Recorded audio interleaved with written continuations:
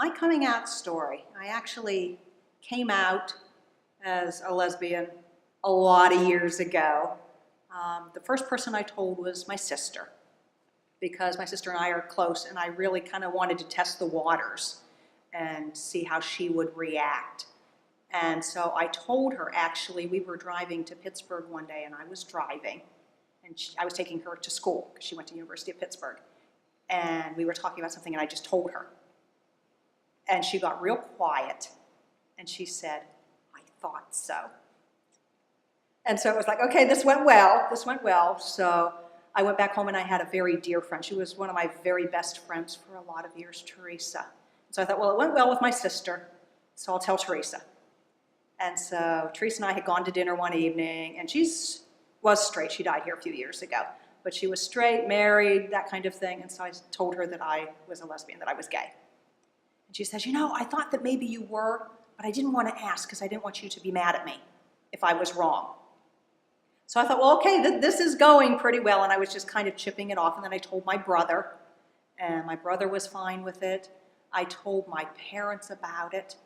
And that was kind of the big one. I was kind of building up to that. And I told my parents about it. And they said that they had kind of figured, and that was fine, and that they loved me, and they both hugged me. And then, of course, it's like, well, we know this about you now, but we just don't want to talk about it. We just don't ever really want to talk about it.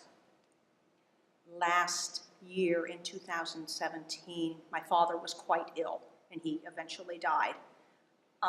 Amy and I flew up to see him. We flew up to Pennsylvania to visit with my mom and dad, and specifically to see my dad. And he was in the hospital at that time, and Amy came with me to the hospital. And I said, why don't you just kind of hang out here and let me go in and see what's happening with Dad and what it's like there.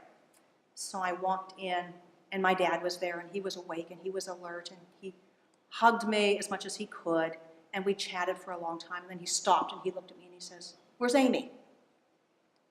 And I said, well, she's out in the waiting room. I said, I wasn't sure what we were going to see when we came in, so I asked her just to hang back a little bit. And he says, no, go get Amy. So I went and got Amy, and they hugged and kissed and that kind of thing. So then my dad died. He died in May of last year, and Amy and I flew up for the funeral. My aunt, my mother's sister, who is in her 80s and lives in Tennessee and had kind of a hard time wrapping her head around all of this stuff. They were getting ready to leave, and so my mom and my sister walked my aunt out to the car. And my aunt turned around, and she says to my mom, "Now, who is Amy?" And my mom said, "Amy is Ann's wife. She is part of our family." And my sister told me this. I didn't hear it. But, so it's a journey coming out. It's kind of a process. My sister, my friends, my brother all supported me. My parents were a little, but it's been a lot of years. And my mom has come around. My dad did, fortunately. And so the coming out, it was a journey, and a really positive journey. And I can't imagine it being any more positive than it was. I can't really imagine doing what I do here at Sunshine Cathedral if I hadn't come out the way that I did, the way that I had, just being honest and open about who I am. And I think that affects so much of our lives. I mean, to live a lie, to hide, is difficult. It just, I would suspect, always comes back around, and you're just constantly trying to cover up. But being out and living my truth allowed me to go to seminary and to speak out when I heard maybe a little gay bashing or comments about the queer community, and we can say, no, that's not true, that's not us. You're talking about me, and you're talking about people I know and that I love. And then now working here at Sunshine Cathedral and being able to support the community and support the folks here. And actually now I'm working on a doctorate in ministry at Boston University, and the scope of my work is lesbian theology and how it is it's so frequently it's blended into LGBTQ theology, but lesbians have their own experience, they have their own lives. And I think that being able to speak for myself and my own experience, and then other women around me, will make only a really great resource for the women in our community. So living my truth has impacted in an uplifting and positive way everything I think that I've done with my life. I have a wonderful wife. I have a wonderful life.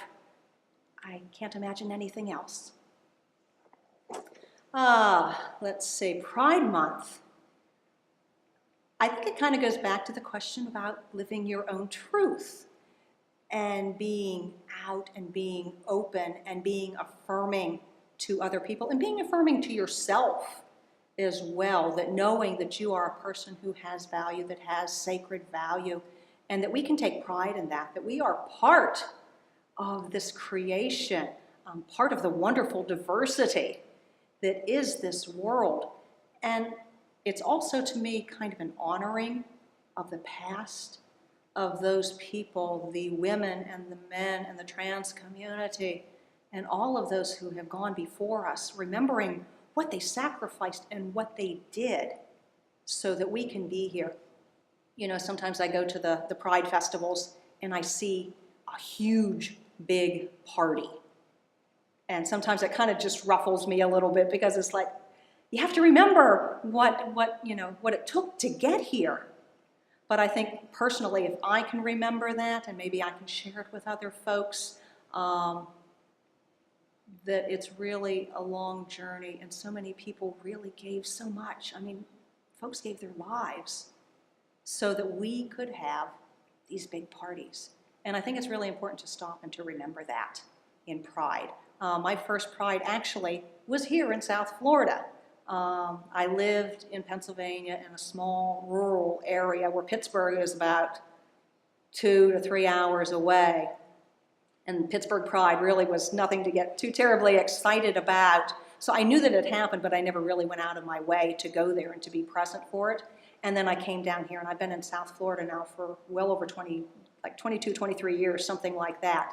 And so my first Pride here, and the first one I saw was just like, oh my gosh, this is huge. It's fabulous.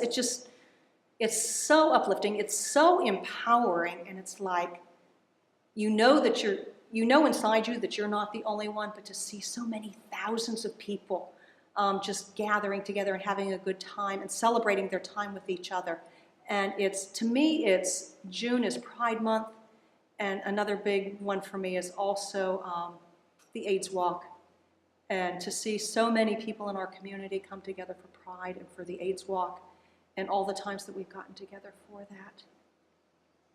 It's a blessing. It's just amazing.